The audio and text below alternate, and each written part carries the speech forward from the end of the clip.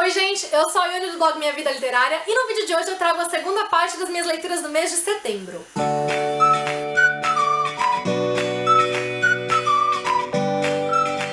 O primeiro livro que eu vou mostrar no vídeo de hoje foi As Cores da Vida, da Christine Hanna. Muito fã da Christine Hanna. Aqui a gente tem uma história de 3 irmãs que são bastante diferentes, são bastante ligadas umas às outras, principalmente porque o pai delas é muito frio, muito distante, e elas perderam a mãe ainda na época da adolescência, então elas precisaram se unir. Acontece que essa união delas tem fragilidades, tem alguns probleminhas aí que acabam sendo encobertos ao longo do tempo, só que a chegada de um forasteiro na cidade faz com que esses probleminhas tomem proporções maiores, sejam revelados, coloque em prova a lealdade entre elas e traga uma série de consequências que vai abalar a vida delas por anos.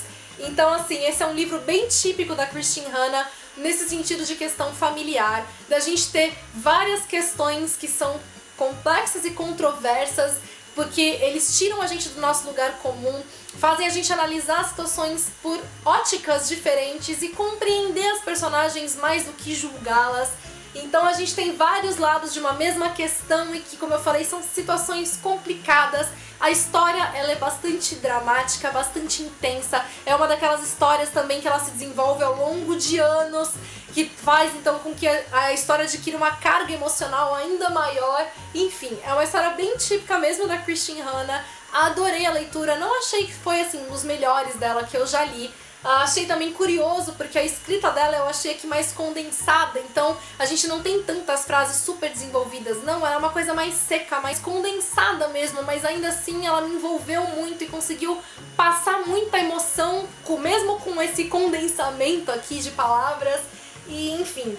Gostei bastante da leitura e indico pra todo mundo que é fã dela, porque é uma história realmente muito envolvente. Já uma história mais light, que tem vídeo resenha aqui no canal falando, foi Como Se Fosse Magia, primeiro tiquilite da Bianca Briones. Aqui a gente tem a história da Eva, que é uma escritora que também tá enfrentando um bloqueio criativo, e enquanto ela não sabe como que ela vai escrever esse próximo livro dela, acontece uma coisa muito estranha. Ela encontra um homem que é a cópia do personagem do livro dela, dessa série que ela tá escrevendo, que é o Enzo, e esse homem perdeu a memória, ele então não sabe absolutamente nada dele, ele começa a contar com a ajuda da Eva pra descobrir quem ele é, e a história se desenvolve a partir daí, falando assim.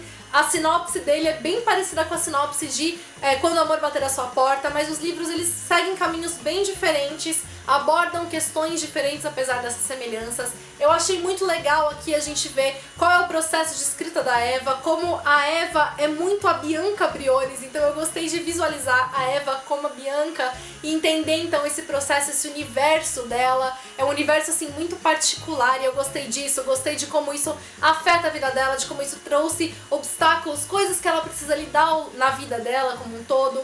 E ele é um livro, então, como eu falei, que ele acaba sendo bastante leve, ele tem momentos, então, aqui também que são divertidos. O romance acaba conquistando também. Eu só esperava um pouco mais do livro, eu achei que ele tinha potencial para ser mais. Eu achei que a proposta dele é muito legal, mas que ela foi trabalhada de uma forma muito veloz.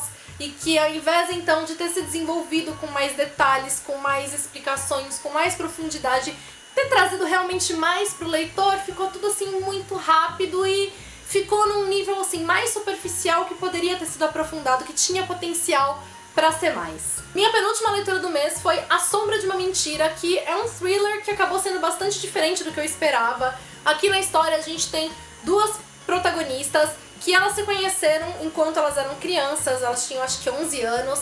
Foi durante um dia que elas se encontraram e que elas passaram juntas e que esse encontro entre elas culminou no assassinato de uma criança. Isso marcou a vida delas, cada uma delas a partir disso foi enviada para um reformatório diferente. Perceberam então na condicional delas que elas jamais poderiam se encontrar. Agora elas são adultas, mudaram de nome, tentaram deixar esse passado para trás e seguem sem que ninguém saiba desse passado delas.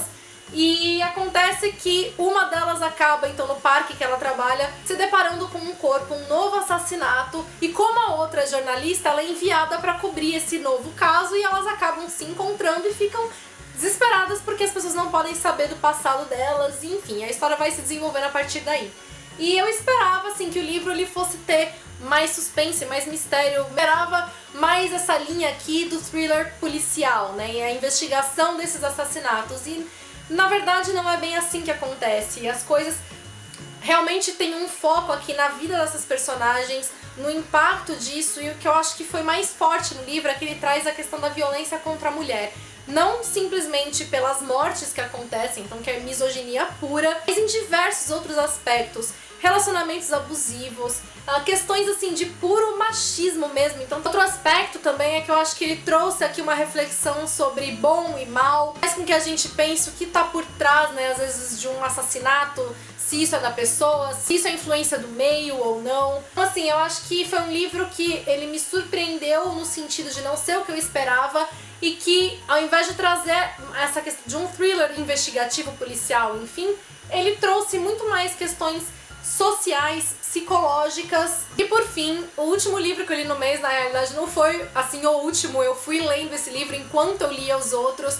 Eu estipulei uma meta de ler, sei lá, 40 páginas por dia dele, e aí eu ia intercalando a leitura. Foi o Grande Sertão Veredas, do Guimarães Rosa, que eu li pra faculdade. E gente, que livro sensacional. Eu nem sei direito como falar desse livro, o que falar dele, porque é muita coisa. Aqui a gente tem a história do Riobaldo, que ele é um jagunço, e ele vai contando pra um desconhecido, a gente não sabe quem é essa outra pessoa e tal. Ele vai contando da vida dele, como que ele se transformou um jagunço, enfim, realmente a trajetória de vida dele. E a gente vai vendo que ele vai fazendo isso também numa tentativa de compreender muitas partes da vida dele que ele ainda não conseguiu compreender, que ele ainda não conseguiu nomear. E o livro é complexo por diversas maneiras. A linguagem dele é extremamente peculiar. Guimarães Rosa, ele trabalha com a língua como ninguém. Ele faz um trabalho que só um conhecedor muito profundo da língua consegue fazer. Então ele cria novas palavras, ele dá novos sentidos para as palavras, ele trabalha com as palavras de maneiras inesperadas, ele usa realmente o potencial que a linguagem tem e que ainda não foi explorado. A história como um todo também, ela é muito complexa, tem diversos acontecimentos, a estrutura narrativa também. É um livro que ele não tem divisão de capítulos, ele é um grande fluxo narrativo. Tem momentos em que a gente tem diversos casos diferentes sendo contados e que a gente fica, o que tá acontecendo? E então assim, não foi uma leitura fácil. Isso aqui é de longe o livro mais difícil que eu já encarei. Como ele não tem essa divisão, né, de capítulos, tal, às vezes eu tinha que parar num ponto e voltar a ler depois e tinha que retomar, eu acabava ficando um pouco perdida no que acontecia. E como eu falei também que é um livro que exige em termos de linguagem, é fácil que às vezes a gente esteja lendo e fique, o que tá acontecendo que eu não tô entendendo? Mas foi assim uma experiência incrível e que eu fico muito grata de poder fazer isso lendo para a faculdade, porque agora eu tô tendo então a análise, o acompanhamento pela professora e ela tá trazendo diversas coisas que eu não conseguiria fazer sozinha, ao menos não numa primeira leitura, e eu nem sei se eu vou conseguir fazer uma releitura dele um dia. E a história, gente, é muito sensacional. Eu já tinha spoilers do livro, eu já sabia o que acontecia no final. E ainda assim eu terminei completamente arrebatada, aos prantos. E porque ele tem um impacto tão grande quando acontece no final. É uma cena assim tão uau, que não tem como você não sentir aquilo em você. Então mesmo eu já sabendo o que acontecia, eu fiquei completamente tocada. E terminei com aquele vazio, tipo, de ai meu Deus, eu preciso de um abraço, eu preciso ser consolada agora. E enfim, é uma leitura muito incrível que eu recomendo muito pra vocês. Mas assim, estejam preparados pra fazer a leitura, porque sem estar preparado, se você pegar pra ler no momento errado, você pode não aproveitar tudo que o livro tem a oferecer. E ele é muito incrível, ele merece ser aproveitado em cada página dele. Eu espero que vocês tenham gostado do vídeo. Se vocês gostaram, não deixe de deixar o curtir de vocês aqui embaixo. Contem pra mim o que vocês leram esse mês, o que vocês acharam das minhas leituras. Não deixe também de conferir a primeira parte desse vídeo que eu mostrei, então, as primeiras leituras do mês. E aproveitem também pra me acompanhar nas redes sociais, Facebook, Twitter, Instagram, que lá a gente consegue ter um contato mais próximo. Beijos a todos, até o próximo vídeo.